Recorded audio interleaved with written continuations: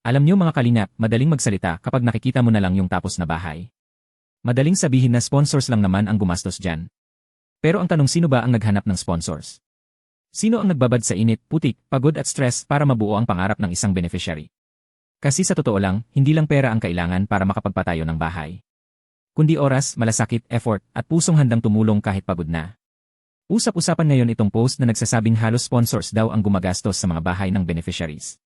At alam nyo, may punto naman doon kasi totoong malaking tulong talaga ang sponsors.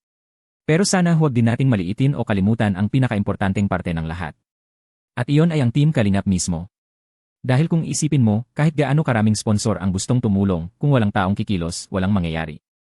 Hindi naman kusang tatayo ang bahay. Hindi naman magic na isang araw may materyales na agad, may workers na agad, may plano na agad.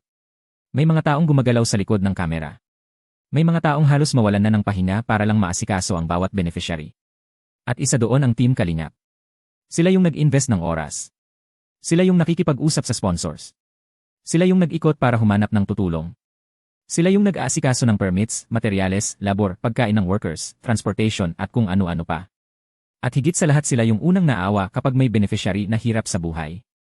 Kasi kung sponsors lang pala ang dahilan kaya may bahay, bakit hindi lahat ng mahihirap na bibigyan agad ng tahanan? Ang totoo, kailangan may grupo o tao na handang magsakripisyo para mangyari yon. Minsan kasi masyado nating tinitingnan yung pera. Pero nakakalimutan natin yung effort na hindi nababayaran. Hindi biro ang tumulong sa maraming tao araw-araw. Hindi biro ang makinig sa problema ng beneficiaries. Hindi biro ang magbitbit ng responsibilidad lalo na kapag milyon-milyon ang mata na nakatingin at naghihintay ng resulta. At aminin natin, madaling mamintas kapag nasa cellphone ka lang nanonood. Pero kapag ikaw na mismo ang lalakad sa init, kakausap sa sponsors, mag-iisip saan kukuha ng budget, baka doon mo maramdaman kung gaano kahirap ang ginagawa nila.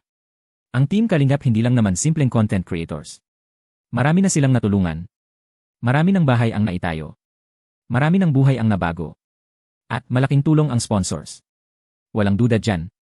Pero hindi rin mabubuo ang lahat kung walang Team Kalingap na nagsisilbing tulay. Parang ganito lang yan. Ang sponsors parang gasolina. Pero ang Team Kalingap ang driver na nagpapatakbo para makarating sa destinasyon. Dahil kahit may gasolina ka, kung walang magmamaneho, hindi rin aandar. At isa pa, sana maintindihan natin na hindi madaling humawak ng public charity work. Konting pagkakamali, bash agad. Konting issue, husga agad. Pero kapag may natulungan silang pamilya, bihira yung totoong nakaka-appreciate ng pagod nila. Kaya minsan mapapaisip ka bakit mas mabilis makakita ng mali ang tao kaysa sa mabuting nagawa? Kapag may bahay na naitayo, sasabihin sponsors lang naman yan. Pero kapag walang natulungan, sasabihin wala naman kayong ginagawa. Parang kahit anong gawin mo, may masasabi pa rin ang iba. Pero para sa akin, mas importante pa rin yung resulta. May pamilya bang natulungan? Meron. May batang nagkaroon ng maayos na tulugan? Meron.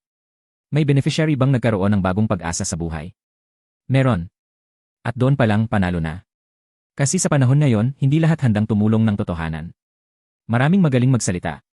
Maraming magaling manghusga. Pero kakaunti yung handang kumilos. At iyon ang kaibahan ng Team Kalingap. Alam nyo, minsan hindi mo kailangang ikaw ang gumastos ng lahat para masabing may ambag ka. Kasi may mga tao na kahit hindi sila ang pinakamayaman. Sila naman yung pinakaunang kumikilos para makatulong sa iba. At iyon ang mahalaga. Dahil ang tunay na malasakit hindi lang nasusukat sa pera. Nasusukat yan sa effort, sakripisyo, at oras na handa mong ibigay kahit kapalit ay pagod at pambabatikos. Kaya sa lahat ng sponsors na tumutulong, salute po sa inyo. At sa Team Kalingap na walang sawang gumagawa ng paraan para mabigyan ng magandang buhay ang mga beneficiaries, saludo rin kami sa inyo. Dahil hindi madaling buuin ang isang bahay. Pero mas mahirap buuin ang pag-asa ng isang taong halos sumuko na sa buhay. At kung may mga taong handang gawin yon para sa kapwa, deserve din nilang mabigyan ng respeto at appreciation, hindi puro pagdududa at panghuhusga. Dahil sa dulo ng lahat ng issue at opinion, ang pinaka-importante pa rin ay may pamilyang natutulungan at may pangarap na natutupad.